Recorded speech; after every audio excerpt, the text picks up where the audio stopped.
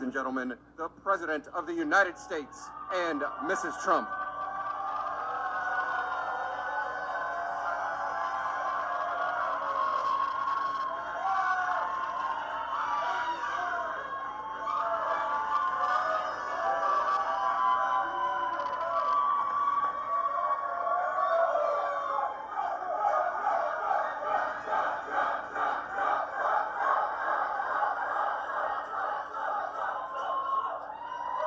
Wow. Thank you very much. Wow, what a good group this is. This is the future. This is the future. True. That's true. The First Lady and I are thrilled to host so many friends and pastors and government leaders, and our stage is being filled up with a bunch of winners like you, because I know you for a long time, Bob. And I want to thank you very much. Special guy, a special friend for a long time. To be at the White House to celebrate African American History Month. Do you like the White House, right? This is the place, right? You know that. We're also grateful to be joined by our wonderful Vice President and Second Lady, Mike and Karen Pence. Hi, Mike. Hi, Karen. Mike, come on over here. Come on over here. Get up here, Mike. Come on, Karen. What a job they do. Today we are here to honor the extraordinary contributions of African Americans to every aspect of American life, history, and culture. From the earliest days of this nation, African American leaders, pioneers, and visionaries have uplifted and inspired our country in art, in science, literature, law, film, politics, business, and every arena of national life. The depth and glory of these contributions are beyond measure. You know it, I know it, and everybody knows it. We especially pay tribute to the African American heroes who have sacrificed in the name of freedom, equality, and dignity for all Americans. Thank you. Every citizen alive today and generations yet unborn are forever in debt of the brave souls who stared down injustice and championed the eternal cause of civil rights. We're joined for tonight's ceremony by many distinguished guests, including Surgeon General Jerome Adams. Where's Jerome? Jerome, get up here, Jerome. Come on, Jerome. Thank you very much. Hi, Jerome. Been a little while, huh? Thank you very much. Great job you're doing. I'd also like to thank all of the members of my cabinet who are in attendance. We have a lot of them here tonight, and I want to thank you very much for being here. You're doing a great job. You just take a look at our economy, stronger than it's ever been before.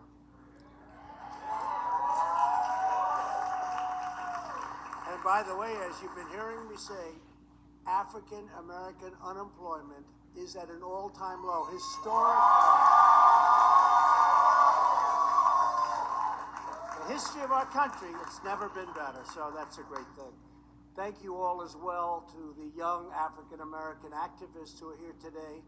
You are really and truly the leaders of the future. And get in there and go down.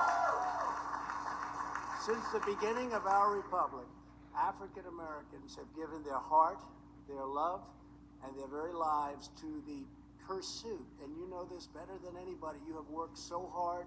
I guess when you get right down to it, we're all working very hard. But the pursuit of liberty and justice for all.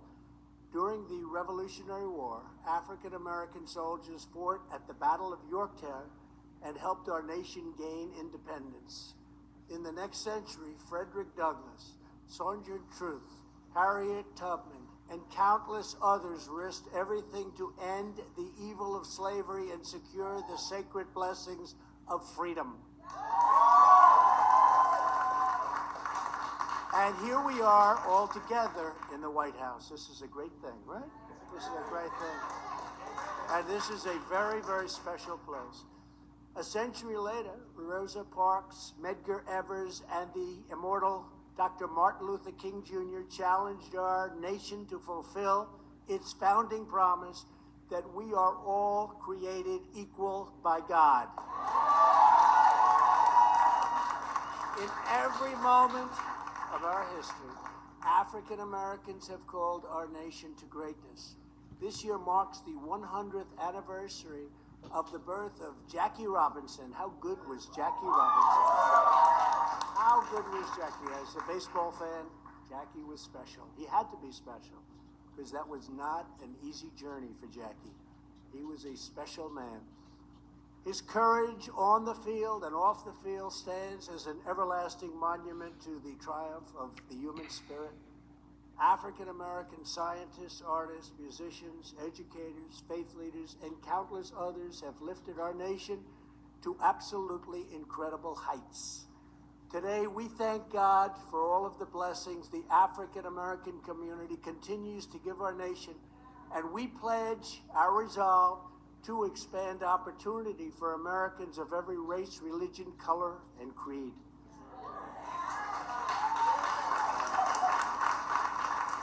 Since my election, we have created 5.3 million new jobs.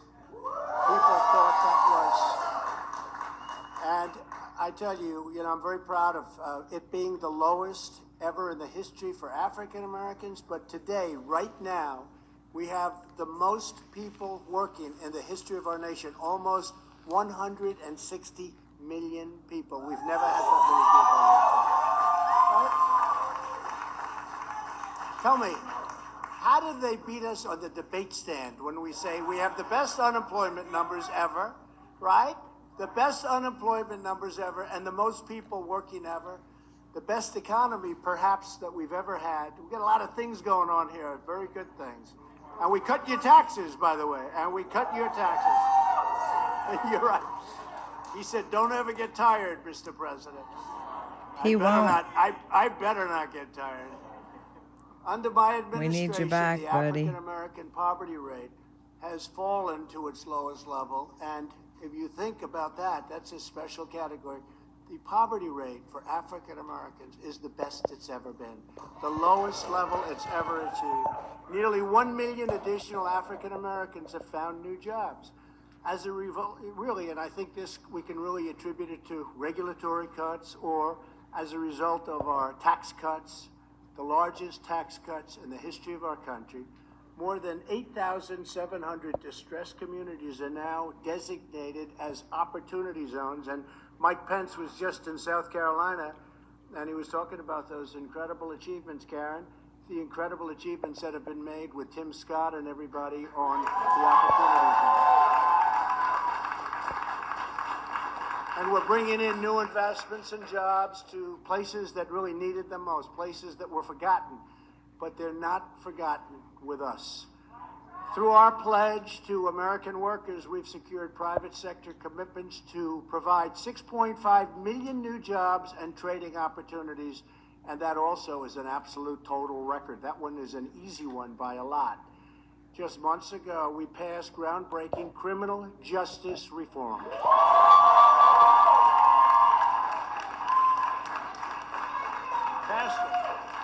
Sounds like he did a really good job. We have Pastor Darrell Scott. Will you come up here, Darrell? Darrell,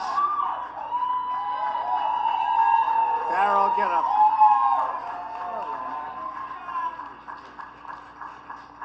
He's always defending me on television, and I'll tell you. You And I want love how somebody he to doesn't make it defend you, about this color. is about as good as you can get. He just He celebrates is brutal. people. Sometimes they say, you're a pastor, you're the toughest pastor. Thank you, Darrell. This long-awaited legislation reform, and it's really the sentencing laws, and nobody thought we could get this done. We worked with conservatives and liberals and those in the middle. We worked with a lot of people, and we got it done. Nobody thought this, they've been trying to get this done for 25 years, but we got it done. Criminal justice reform. The laws are He always gets it disproportionately, as done. you know, they harmed African-American communities and far, far greater than anybody else. And it gives former inmates a second chance at life. We are very proud to be joined tonight by a citizen who transformed her life Something while in prison Biden didn't and is do. now the first woman to be released under the First Step Act, Catherine Toney.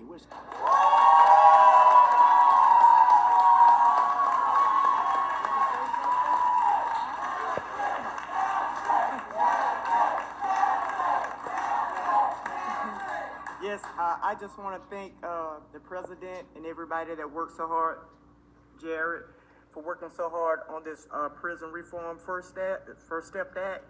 Because if it wasn't for them, I wouldn't be standing before you all today. That's right. Amen. With my She's daughter right. and my granddaughter, I've been incarcerated for 16 years, and it took the president and Jared and the Can Do and the Cut 5 and everybody else to free me. And I'm so thankful. I'm so thankful to them. Could have been And I'm so the thankful to God Crime for the Act opportunity that to be standing before you Biden all. put in. Thank you again, Mr. President.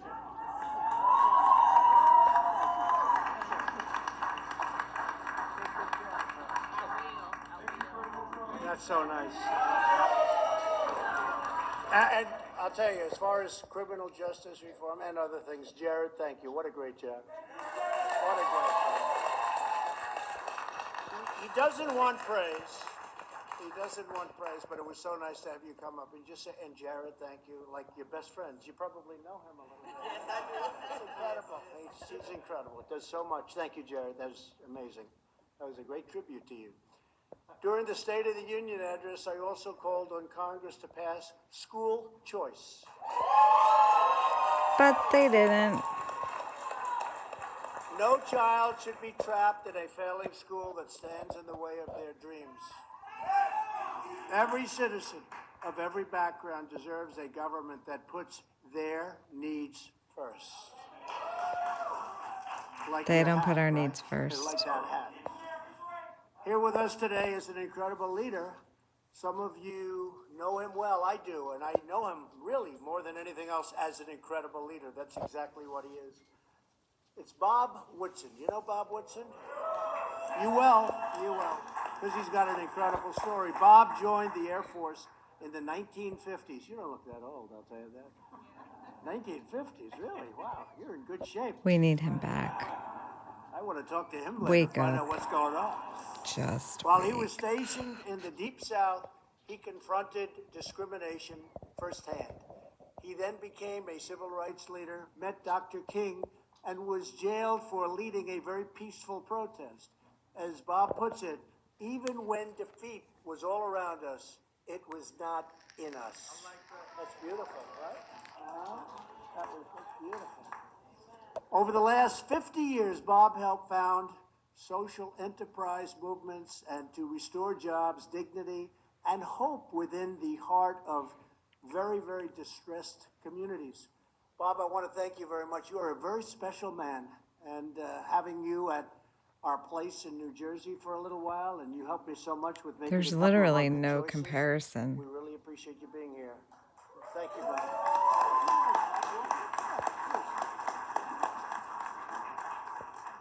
I just want to thank God and also President Trump for turning the tables over in the temples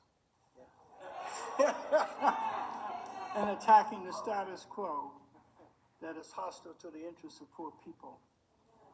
And I also want to bless you for your administration and the policies of opportunity zones and to giving low-income people an opportunity to help themselves. That's all they want. They want an Low-income opportunity to people. achieve. And your administration is working with us to make that happen. Thank you, Mr. President. Great guy. Because we all bleed red. We're also very proud to be joined by Clarence Don't need to Henderson, label us by who was color. among the first students to begin That's what they want. the Greensboro sit-in. You know what that is, right? In 1960, on the second day of the sit-in, Clarence was one of the 4 students who sat at the long segregated Woolworth's lunch counter, a very, very famous event in Greensboro, North Carolina. He helped spark a national movement in cities and towns all across America. Students joined in the protest, and really it was an incredible moment in the history of our country. The grave injustice of segregation was really spelled out loud and clear. After more than 170 days of protest, the Woolworth lunch counter finally integrated. That was, doesn't sound like such a big deal, Bob, but it was a big, big deal, right? As Clarence has said, it doesn't take many people to make a change. It just takes courage. And Clarence, you have incredible courage, and I want to thank you very much for being here.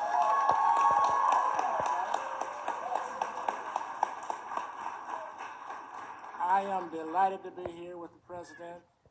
You know, Nehemiah was told by God to build a wall, and that's what you're doing. Amen. It is indeed a pleasure to be here with you this evening and to share this great hour and this great time.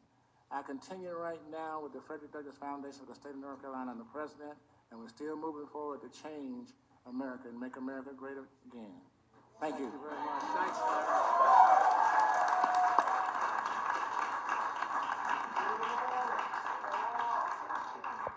So nice. As we commemorate African American History Month, we remember the words 2022. of Dr. King. In 1964, he said, "When years have rolled past, children will be taught that we have a finer land, a better people, a more noble civilization, because these humble children of God were willing to suffer the righteousness' sake." And you know, nobody said it better than Dr. Martin Luther King, and few people had words so beautiful as Dr. Martin Luther King Jr. Don't you agree? Don't you agree, Bob? He made us all look maybe not quite as good.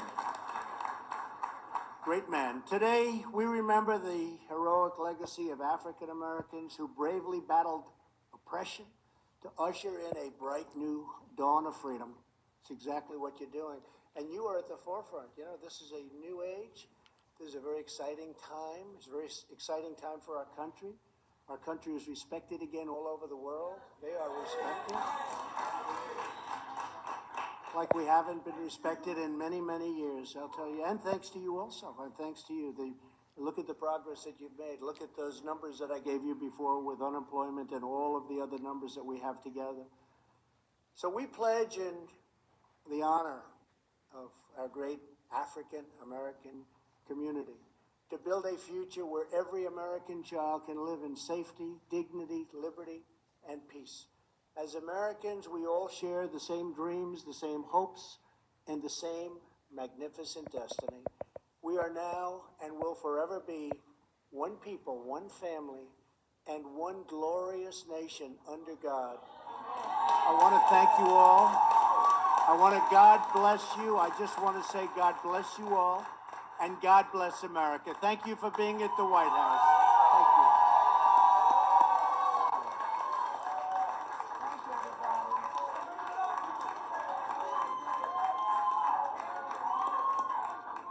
Thank you, everybody. Good.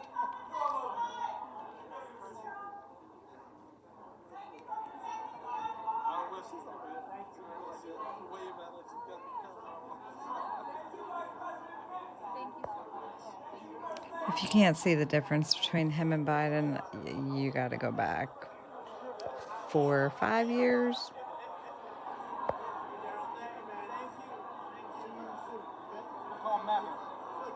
Good stuff.